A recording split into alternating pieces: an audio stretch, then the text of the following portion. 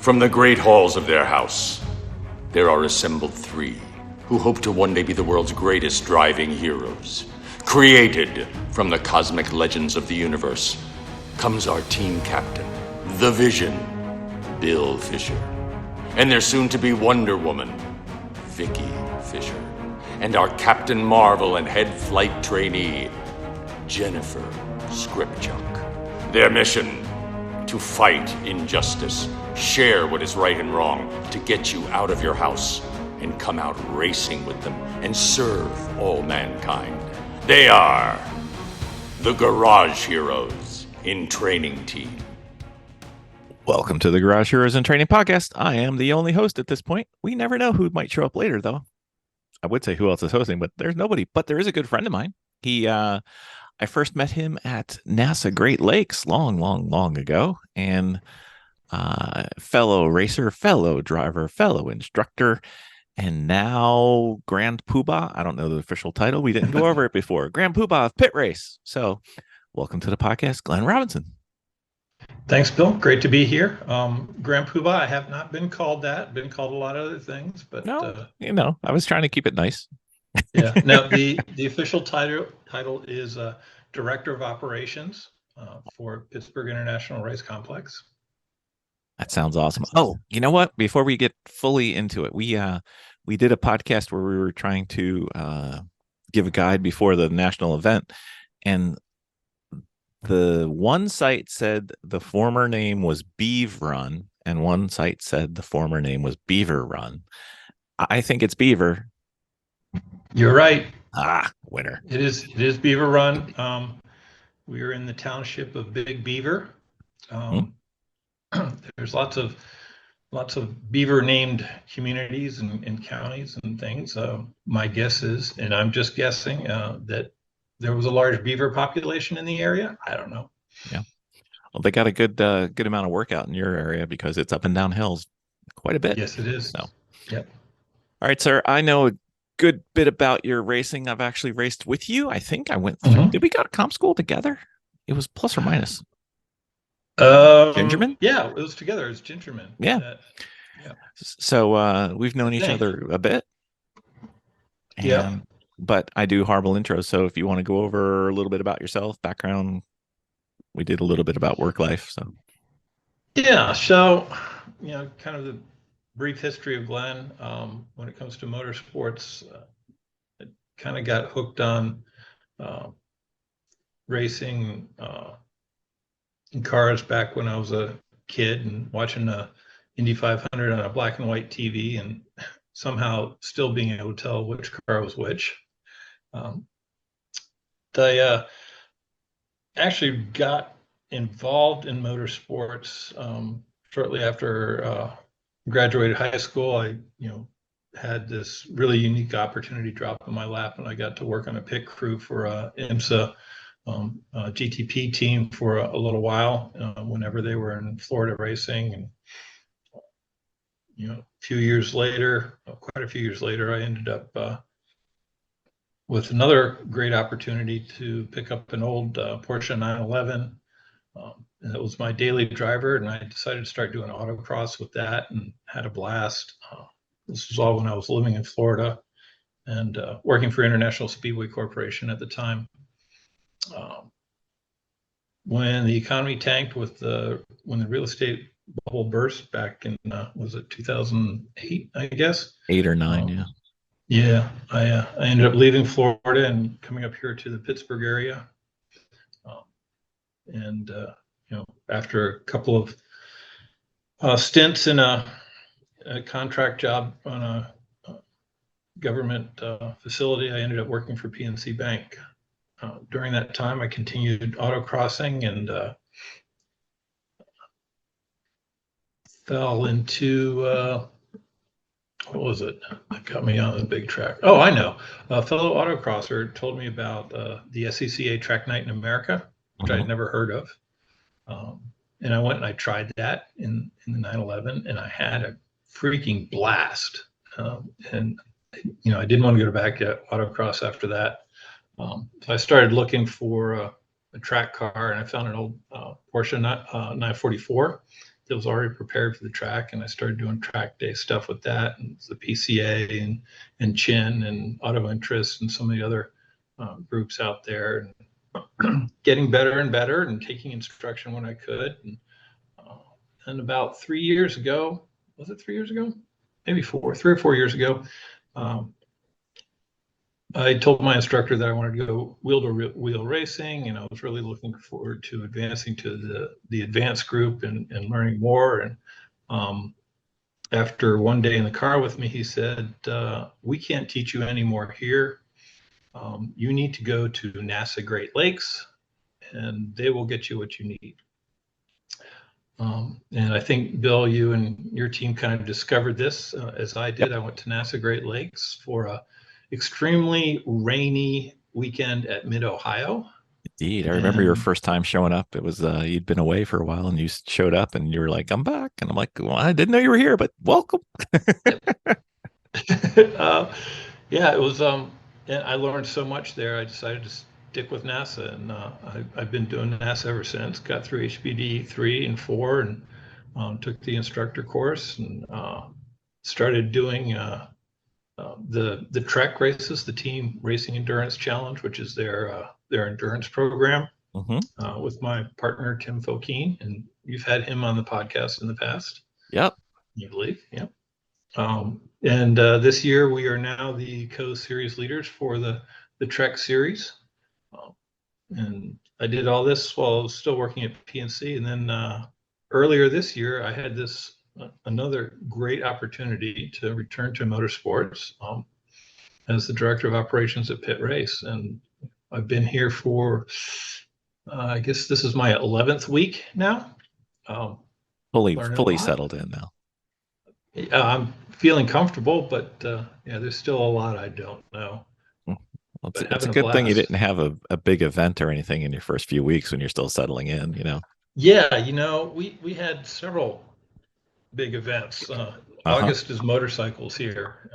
We do a lot of motorcycle stuff in August, including did Moto America, which is televised professional racers and everything, and that was a really huge event.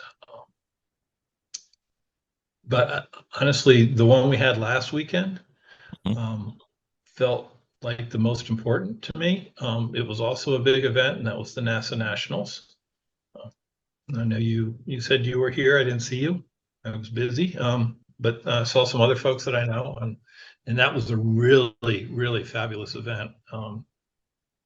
We can talk about that a bit if you want, or we I don't know will. where you want to go with this. We will. Let's see. Let's do a little bit more on Glenn. So, Okay. If you've got any racing related goals or bucket list items, could be a track, could be a car, could be a series. Yeah. When I first got hooked up with NASA, I thought I'd do 944 spec racing, doing the sprint races. But I've always really loved the really long endurance races. I used to go to the Rolex 24 every year when I was living in Florida. I enjoyed the Sebring.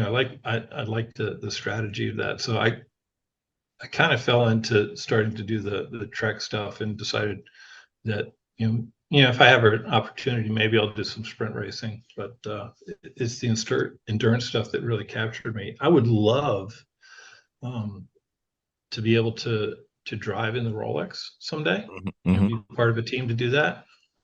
I'm not holding out any hope, but if the cards fall my way and that opportunity presents itself, I certainly wouldn't turn it down.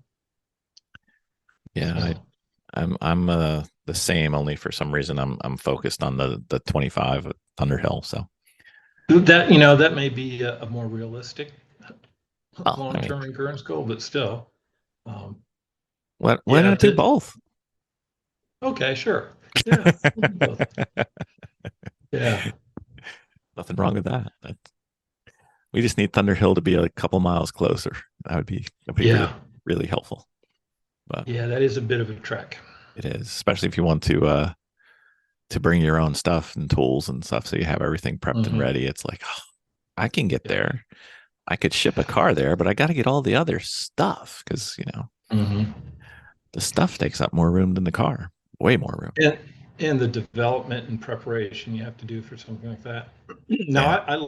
I love the car building side, and figuring out how to make the car last longer and still go faster at the same time. Right. I think that's a fun challenge. Um, yeah, so Thunderhill Rolex, it's not something you just decide, "Oh, I think I'll go do that this month." I'm free this weekend. Let's see what's out Yeah, there, especially yeah, it takes a lot of from this distance because neither one is next door to where we're at. So exactly. so you're on one side of Pennsylvania, and we're on the other side. But the Pennsylvania is big, but Yeah, it's not quite as big as the rest of the country too. So yeah, exactly. We're close compared to us in Thunderhill. exactly, you're on the way. So Yeah. so we've been thinking about trying to get somebody on the podcast who's associated with a track or runs a track because we always see it from the perspective of the driver, and we always we try to be respectful. We try to do things the quote unquote the right way. So because wherever we're with, we're kind of a reflection on the organization, and we want the track to be able to invite back the Right. organization for anything. But we actually have no idea what's involved with running a track on a day-to-day basis or in association with a HPD event or a race. So I mean, you've got almost 3-4 months of experience, so you're well versed in this trial by fire. Yeah.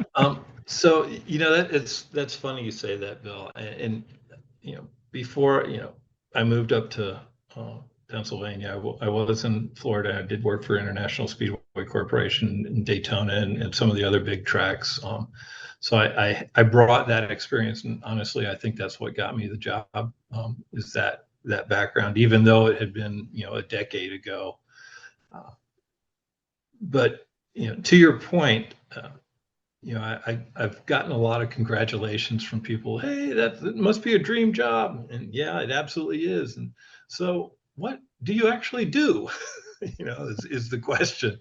Um, yeah, it's so there is a lot that happens before a group comes out to the track in order to make sure that they're ready, and that's kind of part of what I'm responsible for. First, it's just maintaining the facility. For anybody who's been to Pit Race, this is probably one of the most beautiful and well kept tracks that I've ever seen. It Uh, is. and it's everything from how well cared and groomed the grass is to the quality and cleanliness of the bathrooms, and the like. So there's that day-to-day activity necessary to kind of maintain that appearance, Mm-hmm. um, and keep all the buildings and the surfaces the way they need to be. Right. And then when there's an event coming up, there's the preparation to make sure that things are prepared and configured for the group that's coming in.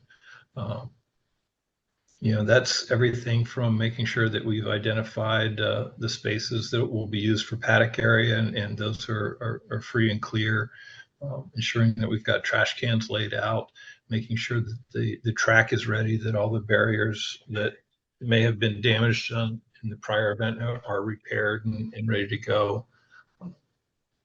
We schedule and we train actually all of our corner workers, the folks that are looking ahead for you and waving the flags to let you know what's coming up. Um, we have arranging for the fire rescue and the tow trucks and the other folks that are standing by in case something happens, and making sure all of that is in place. So when you roll through the gate, you can just focus on what you need to do, getting your car ready, getting yourself ready, and getting out there and having a blast. Yeah. And so that's primarily what it is with the event. And the bigger the event, the more preparation activities there are. I We mean, have award ceremonies. We help with that. it looked like a golf course, a really nice golf course when I was there on Sunday. It was like, wow, you guys really, the grass was cut, with the lines that looked pretty. And it was just like, man. I will say that maintaining look can be challenging sometimes depending on the weather. We were Hmm. very fortunate leading up to NASA that we had a dry spell for a period, so we were able to get everything freshly mowed and not have one section grow while we Yeah, were busy mowing the others. So it especially made it a turn little 5 bit and easier. 6, right? Mm-hmm. Yeah. Uh, so yeah, I don't know what else. What else do we do? So how many people are there, like full time-ish during the week kind of thing? Um, so yeah, like any track that's in the northern part of the country, we most of our business is very seasonal. Hmm. So just during the spring and summer and early fall, and then we kind of looks like we hibernate for a while. So we have a large seasonal staff that we Hmm. bring in. Those are our corner workers, a lot of our fire rescue guys, maintenance guys. We also have a great karting track here, and we run rental carts, and we bring in also, um, the real race carts as well. So we have a whole staff to run the karting track as well. It's the best track I've been to so far. And you've been to a lot of them, right? I have been to a lot of Okay. go-kart tracks, I'm just Okay. as bad at Just want to make go-karting as I sure. am at race carring. Yeah, the go karting part of it was really very new to me. I'd seen racing go karts before and been to go kart tracks, but the details of keeping one running, that was all new. So to get back to your question, I don't think I could tell you what our current staffing is during season. It's But it's not 4. It's, No, it's not four. It's, I don't know, 60, maybe 80 people, most of them part timers. Uh, I think that would during surprise a the, lot of people. They don't think there's that many. Because if you're doing it right, you guys you're not invisible, but you're just, the flag workers especially better not be invisible. But, you guys right, are just, everything just runs smooth and. yeah, in the background. Yeah. Hmm. So, I mean, when you go out to any track, occasionally you'll see some of the track workers that are not out on track. right. You'll see the guys coming around collecting garbage and things like that. But I think we probably do have a greater presence during an event, but that's more because we're really interested in how successful the event is, and we're constantly watching to see if there's opportunities to help out or make improvements. Right. Uh, And I guess, you know, racing gets a difficult reputation with neighborhoods and stuff, and a lot of tracks are closing. yeah, Is yeah. that is that a big problem where you're at, or so far Um, so good? you know, every racetrack has those challenges, except maybe the ones that are located by airports. you Even know, then, there's one that we go to that's right, I mean, literally right next to an airport, and the people complain that the cars are too loud. I'm like, it's yeah, an airport right there. The yeah, airport planes are fine. yeah. It's it comes hand in hand with the business.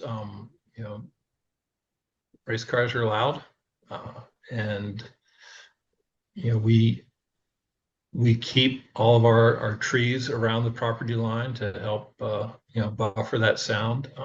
And we are aware of the noise, and we do have some neighbors that let us know if things seem loud. Um, sometimes it's the days when it's cold and when you have a really low overcast, and all the Hmm. sound just kind of reverberates, and there's nothing you can do about that. But generally, we don't have a lot of problems as far as that's concerned. Uh, but we keep an eye on it Right. because you never know. So when we're, you know, driving on the track, or when we're attending a race or attending an event, we I think we all want to keep the events going, and we want to keep the tracks open and everything. So could Right. you kind of go through the what we should do and things that we shouldn't do, like, Yeah, you yeah. know So um, racing is expensive, right? Mm-hmm. Um, the quickest way to finish a year in racing with $1 million is to start with two, Yeah, right? or more. And in that's kind of from everything from the racer to the organization that's putting on the events to the track itself. This is a sport that takes some money. So in order to keep it going, everybody's kind of pitch in and do their part to support the sport and to make it a positive image. Mm-hmm. I think what can the individual racers do? I think from a track perspective, um, we're pretty good at managing the risk of stuff that happens on track. We've got all the appropriate personnel and equipment in place, and um, we make sure everybody's appropriately trained and that the vehicles get teched, and you have the right equipment on. Um, the thing that's harder to control really is what happens in the paddock in the areas off the track. Um, so one of the things that we're very concerned with is the speed of vehicles through the paddock, and whether it's race cars or people on their little pit bikes moving back and forth. I think that's the one thing where we really need the racers to help us out with is paying attention to whatever the track's limits are there.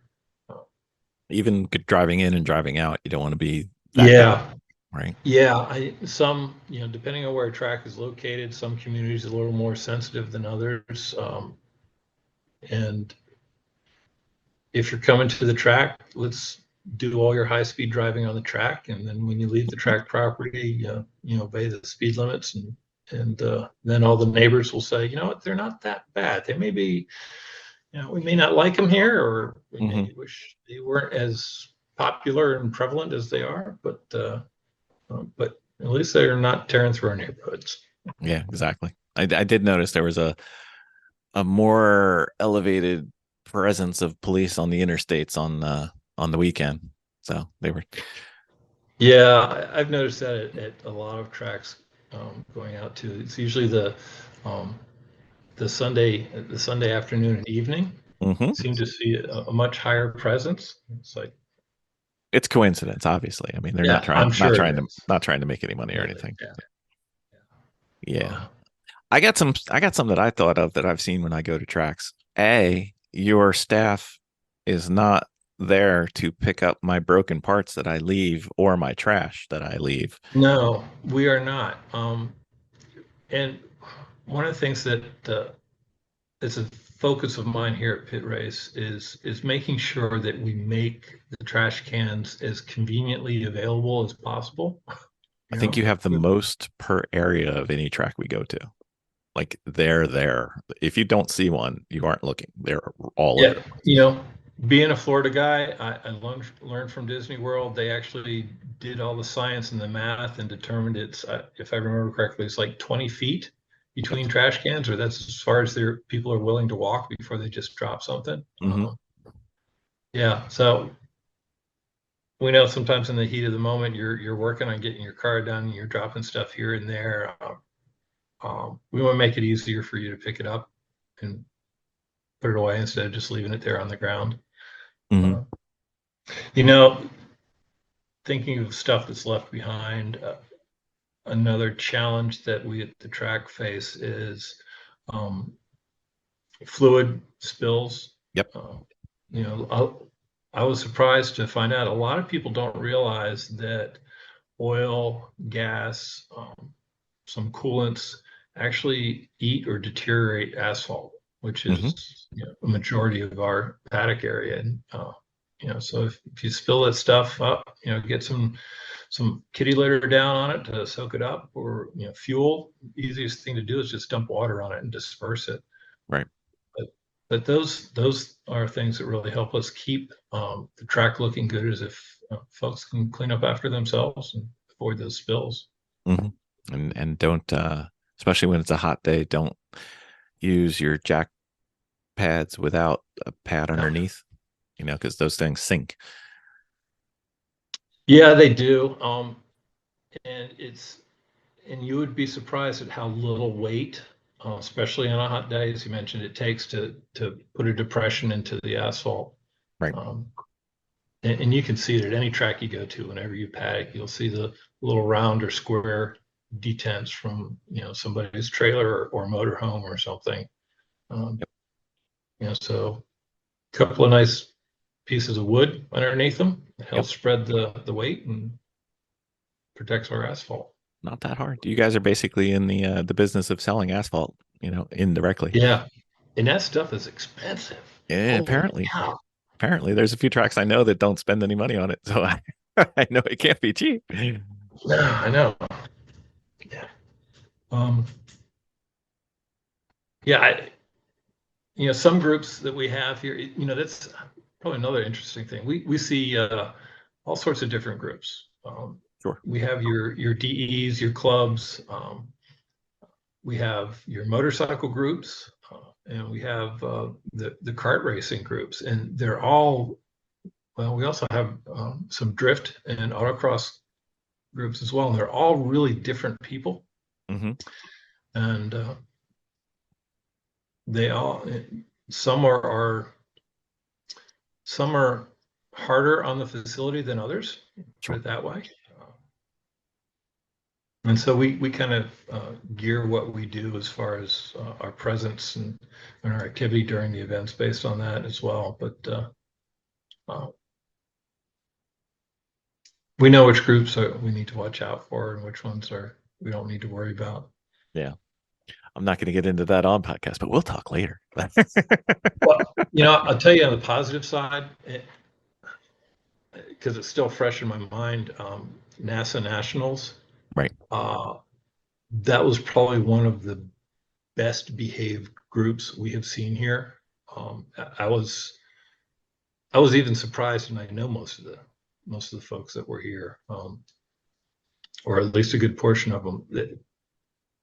It was really, everybody was respectful, well behaved. We didn't have a lot of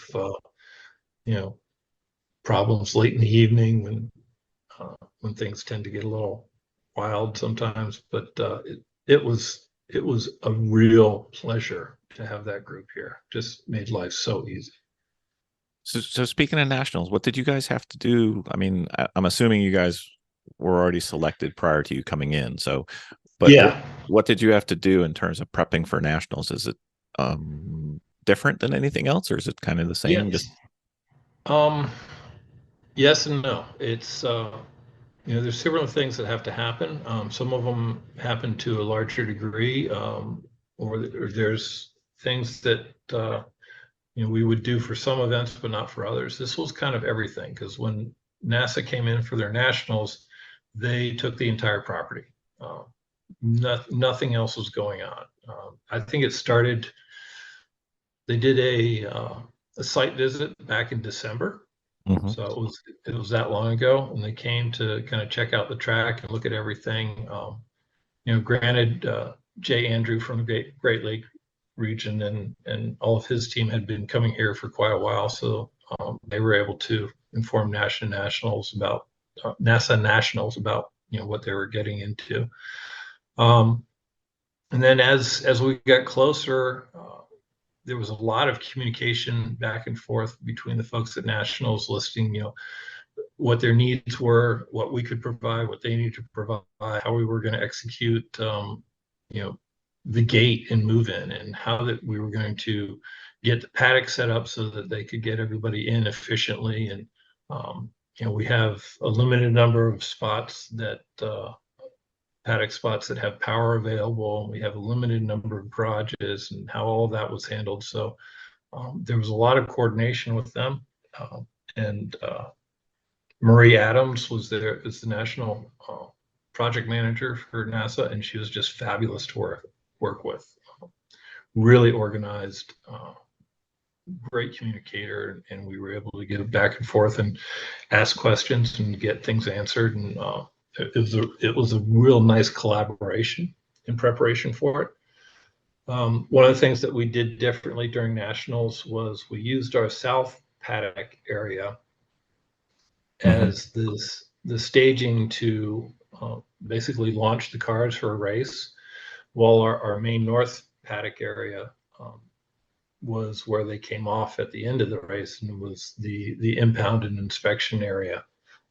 So that required a little bit of coordination, because normally you bring cars on the track the same place that you're going to bring them off, and that's that one central point. And they wanted to try it in different fashion in order to keep things moving. Because if you've ever watched the nationals, it's one thing right after another, and it's a lot of activity. So there's not a lot of time in between until Sunday. Yeah. That was another thing too. Is it was clear that they needed their track time. They didn't want to, if there was going to be an incident, they wanted to make sure that we could respond quickly and get the track back to them so they could continue racing as soon as possible. Which kind of worked out, because that's been a focus of ours for this year, is to get the track back, turned back over to whoever's got it as quickly as possible. Right. And we really knocked it out of the park this last weekend. We got a lot of great compliments from the folks at NASA and the competitors, and even on the radio broadcast, the YouTube streaming that they did. Got some positive comments on that. Yeah, I think the only thing that took any amount of time at all, and it's a safety requirement, is when the walls got messed up, or walls got messed up. And that's what it is. That's required. Yeah, when a car hits the Armco hard enough, it knocks it out of whack, and we got to get it straightened back up, and then we put some additional, we call them tire pods. They're just stacks of tires that are all strapped together in front, just as an extra barrier until we can come in after the event and replace all the bent metal. But that used to take quite some time, and I think we had a couple of situations where in the past it may have taken 30 to 45 minutes to fix, and we were able to get done in 10 or 15. I mean, I didn't see anything I didn't see everything, because it was a full weekend, but I didn't see anything that didn't get back to green, unless it happened right at the end. So it was job well done, sir. Thank you. I couldn't be prouder of all the guys and gals that were doing that stuff. They really, really outdid themselves. Made me proud. Yeah. So when you're in an event like that, where's the line between you as the team of track and track staff versus the organization that's running the event? Does it vary from event to event, or is it kind of pretty clear? I think there's a pretty clear line, but how we manage things is usually dependent on the team that's or the group that's using the track. All of these are done pretty much as they're track rentals, and there's a contract, and there's some very specific language about who's responsible for what. But we try to ensure that regardless of what the contract says, that we are providing the best customer service and the best facility and opportunity to have a good event as possible. At the same time, we're always focused on safety. If we see something that's not the way we would like it, whether that's people, driving too fast through the paddock, or digging holes in the lawn and building campfires and things like that. Depending on the group, our first course of action is usually to go to a group and say, hey, we noticed this. Can you please take care of it? Some groups that are more focused on just the track activity might not be as responsive as we'd like. And in that case, we go directly to, whoever is, behaving in a manner that we would not Mhm. necessarily like, and try to deal with it directly. Right. We typically try to work hand in hand with whoever's here at the track at the time to resolve any issues that happen. So on these in these contracts, are there any brown M&M clauses or? Um, no, I don't think there are any. I wouldn't call them any brown M&M clauses. They're pretty straightforward. There are, you pay a price and you get the use of the track, you get the corner workers and the other support personnel as laid out in the contract. We provide some radio communications, classrooms, and it fluctuates from contract to contract. There are parts of the contract that kind of protect us from damage. So Mhm. if even on track, if a car hits a guardrail and bends the guardrail, it weakens it, and therefore it has to be replaced, and that cost gets passed on to whoever's running the track. And some teams absorb that cost, others will pass it on to the car that bent the guardrail. Yeah. That's kind of up to them.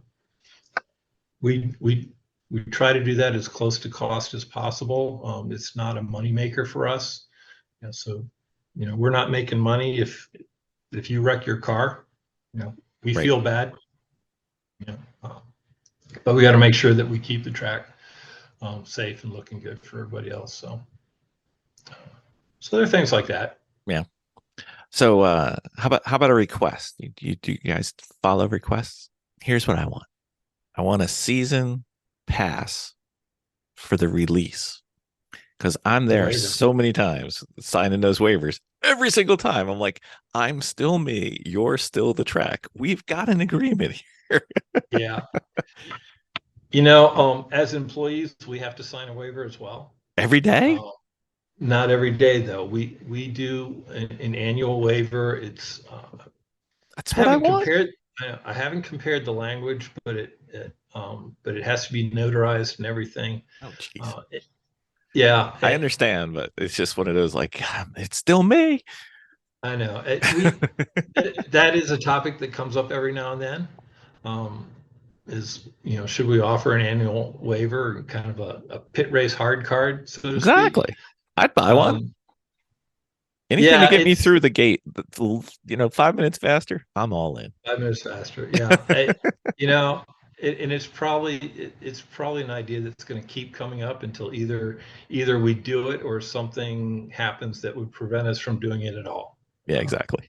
That's okay. So no promises, Bill, but I'll keep bringing it up. All right, very well. I can't have all softballs for you, Glenn. So no, and seriously, you bring up the getting through the gate faster, and that can be a challenge. At Pit Race, we have two gates. We use one primarily, and it's 2 lanes, so one in and one out. And most of the time, 99% of the time, that's fine.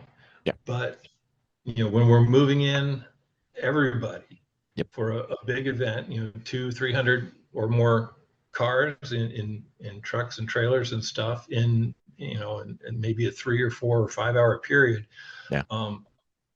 It can look really busy. And we do things like we put extra folks out at the gate so they can process the waivers twice as fast or 3 times as fast. So sometimes we'll open the second gate and do it there as well. There's only so much you can do, there's though. always going to be there's only so much you can do. Yeah. So let's get to the good stuff now. So hot water in your showers. You are second only to New Hampshire Motorsports Park that I've been to. Theirs is you could cook soup with theirs, but yours is plenty and welcome, especially on the some of the cold days when we get up there. Yeah, bathrooms. It's amazing that more racetracks don't realize how critical the quality of your bathrooms are. It's and There's one racetrack we go to that does not have showers for females. well, I'm not a female, and my wife hasn't joined me at a lot of the tracks, so I wouldn't know about that. But Well, yeah, that's ridiculous. yeah, kind of. I'm like, guys, come on, really? It's not that hard. But anyway, these Yeah, things go on. you'll So have to tell me later which track that is. most of our listeners know it's not that big a secret. Okay. Vicky complains every time we go there. So, Okay. so we love your barbecue pork stand on Yeah, track. Smoking Dave's barbecue. Yep. Guy can cook a mean pig. Yeah. However, sometimes we have to go out, and so far we have one place we like. You're the local. Where should we go? Where should the racers go local? And local meaning like 15 minutes. Yeah. I know one place in Wampum. You know, Laura, my wife and I went out last night to little place that's around a corner from us in a town called West Pittsburgh, and it's a little joint called the Berg. Okay. And I actually thought the food was pretty good. It's your standard um, bistro type food, a Okay. little local establishment. Mm-hmm. During the summer months, they have a rather large outdoor area that you can sit in. They sometimes have live music, uh, but yeah, that's not bad. It's the Berg, no H, not No H. So BURG. it's not the Pittsburgh way. Okay. Yeah, there. I don't get out much. We know, Glenn. We know. Yeah, I know. So if you cross the There's river and go over, I think it's Fifth Avenue, Fifth Street, whatever it is, you make a left there. There's a place called Vinny's, Italian place. I've heard of Vinny's. Yep. Very good. There's a couple places down in Big Beaver, which is a local town. Mm-hmm. Uh, I don't remember their names, but I think there was a Mexican place Yep. down there that folks like to go to. I know where that one is. We're there a lot. If We eat a lot. if you like the more traditional chain type stuff, about 20 minutes down the highway is town of Cranberry, Uh-huh. and there are all of your major restaurants, all your Red Lobsters and Olive Gardens, and Mm-hmm. Those types. Quite a selection there, and I think a fair number of folks who come in from out of town actually stay in hotels down there. Right. We do have some much closer to the track than that, but do we? yeah, Do we? we do. We do. There's at least one that some people don't come back to. Yeah, I know that one. Yeah. Okay. I always told Yeah. people if you're staying on the track, stay on the track, get an RV. If you're not staying on the track, be prepared to drive about 20 miles. That is really the best thing because the track here is a nice place to stay, and we have great facilities. So you'll have a big, clean shower with nice warm water and clean bathrooms. So, matter of fact, I think some of the feedback we got from this past event was we cleaned our bathrooms too often. I mean, you guys are like second the barber in terms of, if something hits the ground, it's cleaned up immediately. So yeah, and I don't think we clean the bathrooms too often. I think we close them down for cleaning too often. Yeah. And that's one of our off the season things to talk about is how can we maintain the cleanliness of the bathrooms without having to close them down when people really need to use them. Indeed. I think that would be good. So do you guys have any, if you look back over the, relatively recent past, you guys have done a ton of improvements. You have anything else coming? Have we reached where we're going to end up, or? No, there's always going to be more. That's awesome. Something new and better. There's several things that are kind of on the books and slowly moving forward, and even more that are just being talked about at this point. Nothing I can share at this time. No breaking And news, no. yeah, I last year PittRace added some cameras, and they added some light systems at some of the flag stations and Mhm. the start finish. We've been talking about what's the next step for those. Whether it's kind of fine tune what we have, or do we add more, or do we kind of wait and see which way that technology is going? Mhm. And there is no standard for lighting systems Right. at tracks. There's several different companies out there selling that stuff, and so it's we're talking about what we're going to do in that area. What else is going on?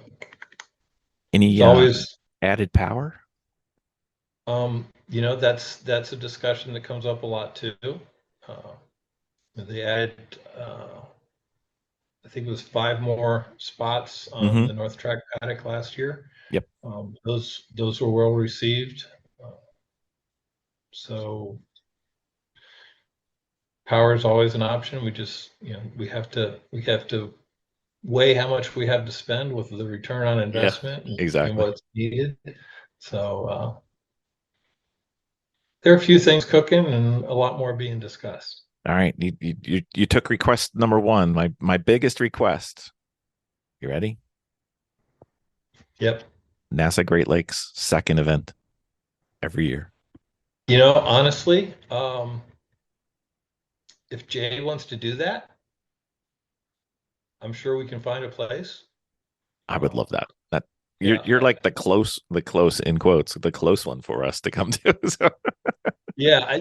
For the Great Lakes region, we are the the furthest east yes. track for them, but we're only 3 hours further east from Mid Ohio, and they go there 3 times a year. So I'm not trying to take it away from Mid Ohio. I just want another one that's within like, you're only 5 hour drive for us, so that's good. We'll take it. yeah, and I keep saying, Jay, we need a 6 hour trek race at PittRace. Yeah. Yeah. The But yeah, no, if Jay wants to bring Great Lakes here for a second weekend, I'm sure we can find a way to make it happen. they keep giving me junk for not going to like the Ozarks and stuff. I'm like, do you know how far the Ozarks is for me? I know how far it is for me, and it's a lot further for you. Yeah, So yeah. yeah, I'm like, that's a week trip for me. That's not a weekend. That's ugly. no, So the other thing that a couple people did not believe me, so I figure we document this for all time. okay. Uh, you have a skid pad there that uses cracked corn instead of water. Um, yeah, we can use water. The problem with water is it dries, Yeah, and you have to keep putting more water on. but you have that Um, big water tower nearby. It should be plenty in there. yeah, well, that's not all our water. Um, You have to share. yeah, we do. It's something Man, about the local community needing water. I don't know. these Uh, damn it's actually, humans. yeah, it's not our tower. It's but we get to put our name on it, so that's cool. Exactly. Yeah, the cracked corn provides a nice slippery but yet dry surface Hmm. that you can do skid pad stuff on. And our skid pad is kind of directly connected to our paddock, so Hmm. we can use it as paddock space if we want to for larger events. We did for nationals, um, or we do drifting events on it. We do autocross. Hmm. We've had some the local, how was it? Yeah, I think it was Pitt University. The Formula SAE team came up and did some testing here, and then every year we have the the Formula SAE shootout, where all the students bring their custom-built vehicles and they race against each other in an autocross format. And I'm sure they're awesome. judged on their engineering. I think this year, it was just a few weeks ago, we had your typical gas-powered vehicles, also had your electric vehicles whining and humming, and I heard there were some hydrogen-powered vehicles as well. Wow. But yeah, that was a pretty cool event. But yeah, we do all that on the skid pad. Yeah, I can just imagine how big it could be, because that area of your facility is quite large. You could have like the world's biggest skid pad there ever. I learned just the other week that the square footage of pavement on the skid pad area is the same as on the big track. Yeah, I wouldn't doubt it. It's huge. It's huge. Yeah. So Glenn, I would be a bad podcast host. Well, let me rephrase that. I would be a worse podcast host. never presume that you're a good podcast host ever. If I didn't talk to you a little bit about the NASA TREC Enduro series that you are burdened with carrying Tim Fokine as your co-chair. So, Captain's log supplemental.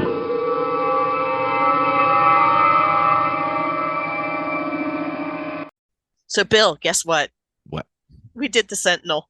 We did the Sentinel. We did. How did you like it? You know what? We were talking about the Sentinel. We have. It was great. We understood watching how the Sentinel works, but we finally got it into our car, and I got to tell you, that was really awesome. I was able to see every one of my mistakes. We have hours of them. We have hours of my mistakes, but we have hours of good stuff too, which is awesome. It actually showed us the speed. Did it show us where we were on track? We were streaming it We were streaming it live, boring billions of people across the world. but it was pretty incredible. Plus, on it, you're able to put your insignia, your logos on your app also, and the clarity was amazing.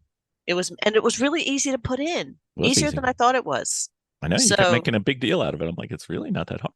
Until we focused on it, it wasn't too bad. And then we got some help. It was pretty easy. Yeah, it was pretty good.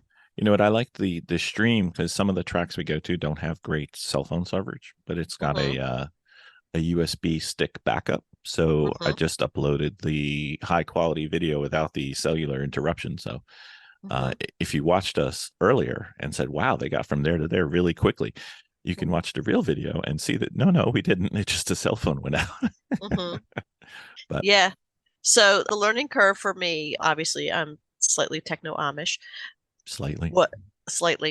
When it comes to the wiring and stuff like that, but we get it in, and I love it. We were able to sit there right at the track and watch what we were doing in the car, and that was amazing. Which was good, because if you have a problem with your radio, you can tell, if something is going on that you need to know about. Like a couple times we've had cars come in and we didn't know they were broken. I know it's hard to imagine one of our cars being broken, but whatever. But you can watch the video, and even with the cell phone coverage we had at that particular event, it was like a 30-second delay. So it wasn't bad. And you can compare multiple drivers, because you have each of the stints are broken up. So we got to work on not only our driving, but if we wanted to, we could work on our pit stops and see exactly what we do. And there's some things that we need to talk about as a team. And it was pretty good. Like I said, it takes me, once we got the wiring hooked up for the power, I probably could go from an empty shell to a full up setup running Sentinel. I could probably do that in like 20 minutes. So you could literally install it in a car before a race. It's kind of fun. Yeah. And we got to see the driver and the front windshield. And if we want to, we can have three. We can see backwards. Or one of the guys we were going to work with at the upcoming event, he said, could you put a camera on the driver's eyes so we could see what they're looking at? I said, why, yes, I can. Haven't done it yet, but I'll figure it out. I've got time. Well, I love it. All right, very well. That sounds like I can buy another one then. Woo! Yeah, I don't know. Sometimes Tim carries me, sometimes I carry him. That's what makes it work. No, Tim and I both instruct, and we found that it was kind of difficult to really focus on teaching and instructing. It is. And racing. And we both really like the endurance race stuff. So being able to race on Friday, which is when we do our TREC races. TREC is Team Racing Endurance Challenge. So we get all of our racing and driving kind of out of the way on Fridays, and then we can really focus on instructing on Saturdays and Sundays. Mm-hmm. We liked it so much this year we took over as the co-series leaders for that. The guys who had been doing it before life started getting in the way and they couldn't commit the time that they really wanted to it. So Tim and I stepped up. It's kind of trying to compare it to other series. It's a one-day thing. We always run it on the Friday of an event weekend. Most races are 4 hours long. I think we started the year with a 3-hour race, and in the middle of the year we do a 6-hour of the Gingerman, but all the others are 4-hour races. Actually, I think Ozark, the end of the year, is a 3-hour race. But it's really focused on a fun, team-oriented endurance racing. It's not as competitive as some of the other endurance series are, but it's not as silly as some of the others. No idea what you're talking about, but okay. No. We have a fairly decent turnout. It's a great way to get track time and to do some endurance racing without having to spend the high dollars for a full weekend. Typically we see 2 drivers on a team and a couple of people, volunteers in the pit crew. We limit the amount of drive time any one driver can have to no more than 2 hours before they have to have a full hour out of the car. That's kind of a safety thing. We have our pit stops they have to be 5 minutes long, and we have some rules around fueling. Driver in the car or driver out of the car? We can be doing driver changes during fueling, but we can't do anything else. The fueling has to be done before any other work on the car. You have to put in at least 5 gallons sometime during the race, and you can put in no more than 10 gallons during any one stop. We class the cars based on lap times. So we have kind of a guide as to determine which class you might fall in, but depending on who shows up for the race, things will get shuffled around a little bit. And we do that to make sure that there's some fun competitive racing going on, and we don't have people that are stuck in a class that they could never keep up with some of the other folks. We try to make it fun and competitive at the same time. Right. How many classes usually? It's laid out to have a total of 5 classes. There's TREC 4, which are your slower cars. That's what I typically Tim and I run in. Your Miatas, your 944s, and other cars that aren't extremely modified. TREC 3 is a little bit faster. TREC 2 faster than that, and TREC 1 being the fastest. And then we have the 5th one, which is TREC U.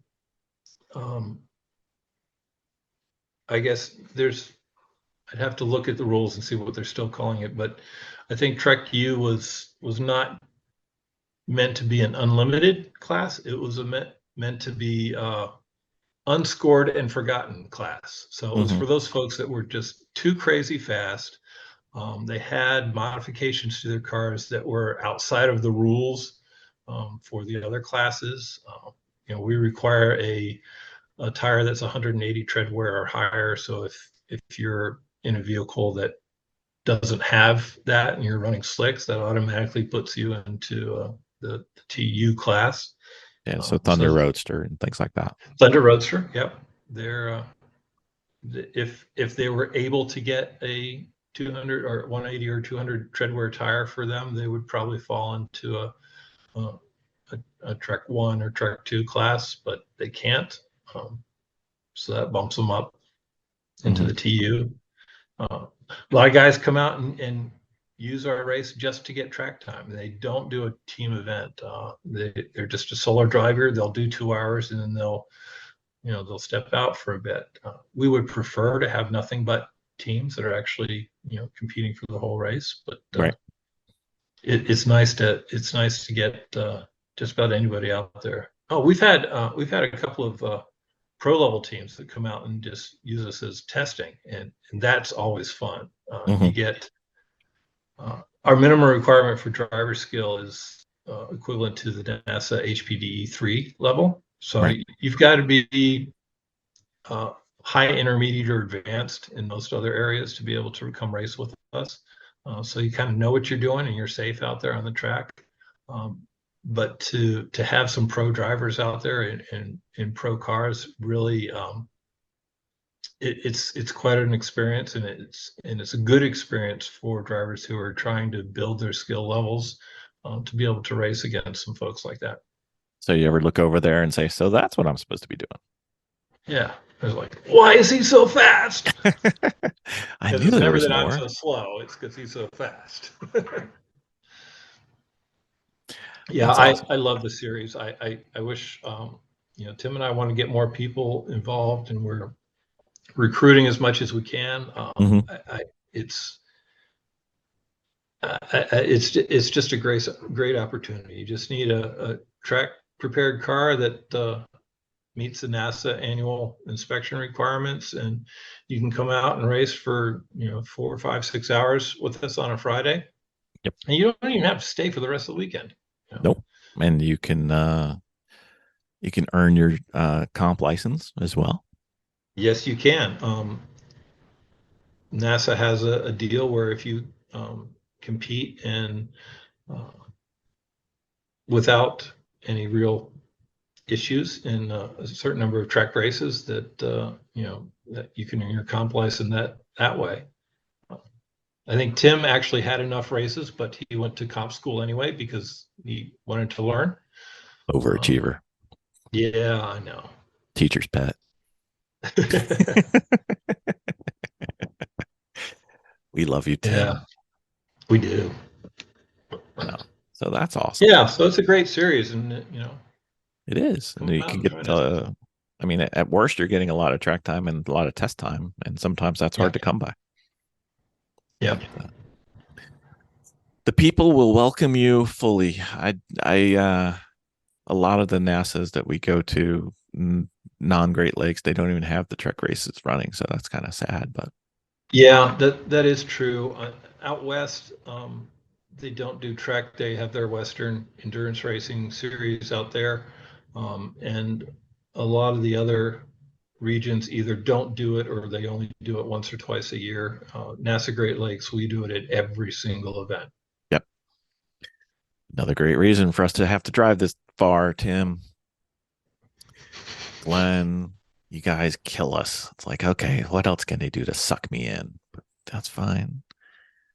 We'll do it. It's fine. Next year, I believe I've talked Miss Vicky into focusing on getting her comp license. So excellent. I think I'll be staying home and she'll be attending most of the events. It's only fair. She's like, well, how can I go if I've got all this stuff? I'm like, I can stay home too. It's not that I can't do it. Yep. So we need more ladies on the track, so that'll be fun. It'll be good. We do. Sir, it was always great talking to you, and this was quite fun, and we will bother you again. I did not even get to do my Fast and Furious Storytime questions, but I'm planning on this being part one of many, so I will badger you with those in the future. All right. Look forward to it, Bill. I appreciate you having me on very much. Excellent. Anything coming up for Pit Race? Let's see. We're back into our normal swing of DE events. We've got I think Chin Track Days is here this weekend. We've got some SCCA solo. We got a drift thing coming up. A few weeks we have dark carts. These are the high-speed lay-down carts on the big track. Wow. Looking forward to seeing that. Yeah. You might need to send me some video on that. Yeah, I will. I'll try to grab some for that. But yeah, then so it's kind of things, just back to normal stuff. And then our season will probably wrap up the end of October. Oh, okay, that early. Okay, Yeah, yeah. figured you'd hit And November a little bit, but we have been there when it yeah, snows, so just it. we're always looking for stuff to do in the beginning and end of the season, and through the winter months. We just haven't settled on anything really big yet. Let's talk ice racing, shall we? The corn is slippery, but ice. I know we'll get some snowmakers and do snowmobiles on the big track. I got no problem with that. We call it cross training. Yeah, there you go. Yeah, I don't know. We'll find stuff to do. All right. Well, we'll find reasons to come and do it with you, so that'll be great. Please do. So thank Yeah. you, Glenn. Thanks for coming on, and we will bother you again. Great. Thanks, Bill.